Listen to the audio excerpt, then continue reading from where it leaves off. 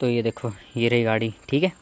अब इस गाड़ी में कोई ऐसा कोई प्रॉब्लम नहीं, काफ़ी लंबी चल चुकी है। ये देखो काफ़ी बढ़िया से मेंटेन करके रखी हुई है और ये 20-25 हज़ार किलोमीटर आराम से गाड़ी चल चुकी है। और तुम भी अगर चाहते हो तुम्हारी गाड़ी बहुत लंबे टाइम तक चले तो तुम्हें इन चीज़ों का ध्यान रखना है, ठीक है। सबसे पहले तो तुम इसके किलोमीटर्स जो है वो चेक करते रहा करो, ठीक है, कि कितने किलोमीटर तुम्हारी गाड़ी चल चुकी है, जो कि यहाँ पे आता है ओडोमीटर पे, ठीक है।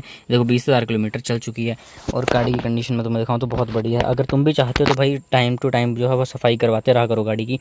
इसके अलावा इसका जो बोनट है ये देखो, सबसे पहले इसमें पानी चेक करते रहा करो, ठीक है। वाइपर के लिए अगर तुम पानी टाइम पे नहीं चेक करते और अगर तुम अपना शीशा जो है ना वो ढंग से साफ़ नहीं करते हो, जैसे कि तुम देख सकते हो साइड साइड में ना थोड़ी थोड़ी यहाँ पे ये धूल लगी हुई है, अगर तुम ऐसे वाइपर चला देते हो तो तुम्हारे वाइपर बहुत जल्दी ख़राब हो जाएंगे। और बारिशों में बहुत बड़ी दिक्कत आती है कि वाइपर एकदम से ख़राब हो जाते हैं, बिकॉज बारिश होती है और वो गंद होता है ऊपर, और जिसकी वजह से अगर तुम वाइपर एकदम से ऐसे चला देते हो तो तुम्हारे वाइपर ख़राब हो सकते हैं। अगर तुम्हें ये नहीं करना है, वाइपर ख़राब नहीं करवाने, तो सबसे पहले एक बार कपड़ा मार लो या पानी मार लो शीशे पे, ठीक है। फिर उसके बाद तुम वाइपर चला सकते हो और देखना कि वाइपर में जो पानी है भाई वो पूरा होना चाहिए, वरना खाली वाइपर चल सकते हैं तो थोड़ी दिक्कत हो सकती है। इसके अलावा एक और चीज़, ब्रेक ऑयल हमेशा चेक करते रहा करो, ठीक है, क्योंकि अगर ब्रेक ऑयल अगर गाड़ी में कम होगा तो तुम्हारे ब्रेक्स के साथ दिक्कत आ सकती है और वो ढंग से लगेंगे भी नहीं। इसके अलावा मैं तुम्हें अगर बताऊं तो इसमें एक इंपॉर्टेंट चीज़ होती है अपना कूलेंट भी टाइम टू टाइम चेक करते रहा करो, बिकॉज नई गाड़ियाँ जो आ रही है उनके कूलेंट जो तुम देख नहीं सकते हो, ठीक है। तो कूलेंट इनका बहुत नीचे जा करके होता है, तो हो सके तो खुद चेक कर लो, वरना चेक करवा लिया करो, बिकॉज तुम्हें पता नहीं चलेगा कूलेंट इसमें है या नहीं है।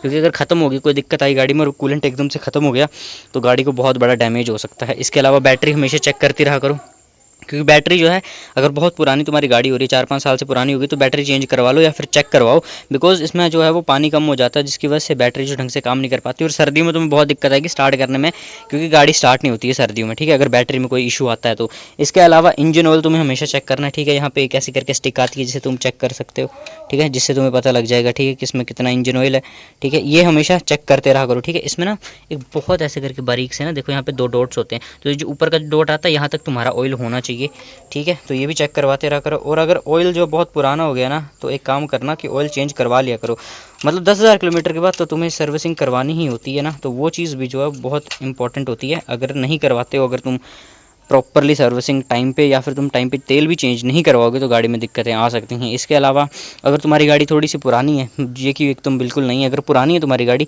तो इसमें जो एसी है ना, एसी को चेक करवा लेना, बिकॉज इसका जो अंदर का जो होता है ना वो जो इसमें डलता है, गैस जो डलती है वो अगर ख़त्म हो गई होगी तो उसकी वजह से तुम्हारा एसी प्रॉपरली काम नहीं करेगा और जिसकी वजह से तुम्हें भी दिक्कतें आ सकती हैं। और अंदर से ना एकदम सफाई रखा करो इंजन की, क्योंकि इसमें धूल मिट्टी वगैरह अगर ज़्यादा लगेगी तो इंजन ऑब्वियसली बात है कि वो ज़्यादा हीट होगा, ज़्यादा कूलेंट तुम्हारा यूज़ होगा। इसलिए गाड़ी को तुम नॉर्मल साफ़ करोगे ना, ठीक है, इसके बाद भी तुम्हारी गाड़ी बहुत अच्छी चलेगी। तो एक चीज़ ये भी तुम ध्यान में रख सकते हो।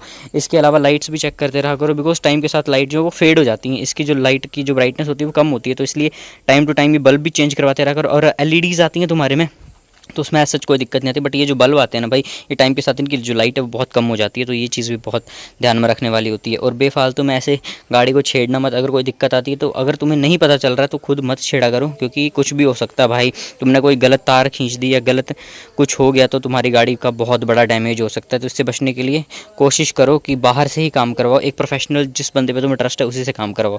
इसके अलावा टायर्स जो है बहुत इंपॉर्टेंट होते हैं, जो नॉर्मल गाड़ियाँ आती हैं, ठीक है, 10-12 लाख के अंडर, उनके जो फ्रंट टायर्स होते हैं बहुत इंपॉर्टेंट होते हैं, बिकॉज पावर जो है तुम्हारे फ्रंट टायर में होती है। तो अगर तुम्हारे टायर जैसे ये देखो, ये अभी तक तो थोड़ी ठीक है, लेकिन जितने ज़्यादा घिसने लग जाएंगे, अगर एकदम से सपाट हो जाएंगे ना, एकदम से प्लेन हो जाएंगे, ठीक है, जहाँ से ये देख रहे हो ये टायर भी ऑलमोस्ट ख़त्म होने वाला है, क्योंकि 20,000 किलोमीटर चल गई ये गाड़ी, ठीक है। और अगर ये टाइम पे चेंज नहीं करवाओगे तो तुम्हें दिक्कत आएगी। अगर तुम पहाड़ों में जाते हो या किसी स्टीप चढ़ाई पे अगर चढ़ने की कोशिश करते हो ना, तो अगर तुम्हारे टायर फ्लैट होंगे ना एकदम से, ठीक है, उनमें ग्रिप नहीं होगी तो तुम चढ़ाई नहीं कर पाओगे। पीछे वाले टायरों पर इतना ज़्यादा लोड नहीं आता, बट फिर भी कोशिश किया करो कि पीछे के टायर भी तुम ठीक रखा करो। जैसे कि इसमें देख सकते हो तुम पीछे के टायर एकदम ठीक होते हैं, बिकॉज आगे के टायर्स में पावर होती है ना, तो पीछे के टायर उतने घसते नहीं है, ठीक है, और लोड भी सारा आगे के टायर्स पे आता है, तो पीछे वाले टायरों पे इतना ज़्यादा होता नहीं है। तो जैसे मान लो तुम 20,000 किलोमीटर पे आगे वाले टायर चेंज करवा रहे हो तो पीछे वाले टायर 25-30 हज़ार किलोमीटर पे आराम से चेंज हो जाएंगे, तो वो भी चेंज करवाते रहा करो। इसके अलावा साइड में ही देख रहे हो धूल वूल जो लगी हुई है, तो साफ़ सफाई करते रहा करो, क्योंकि ऐसे धूल होगी ना, और इस पर एकदम से सीधा कपड़ा मत मारा करो, क्योंकि इसमें जो देख रहे हो इसमें रेत रेत सी आ रही है, और अगर तुम ऐसे कपड़ा मारोगे तो डैमेज हो सकता है तुम्हारे पेंट को, और लॉन्ग टर्म में होता है ये, शॉर्ट टर्म में नहीं होता। तो एकदम से डरने की भी ज़रूरत नहीं भाई कि हाँ मुझे ये नहीं करना ये नहीं करना, तो ये छोटी छोटी बात है, तुम ध्यान में रख सकते हो, ठीक है, अपने गाड़ी को लंबा चलाने के लिए। और टाइमली सर्विसिंग करवाते रहा करो और किसी प्रोफेशनल से ज़रूर पूछ लिया करो कोई दिक्कत आ रही है इस गाड़ी में, तो वो डेफ़िनेटली जल्दी से जल्दी जा कर के पूछ लिया करो।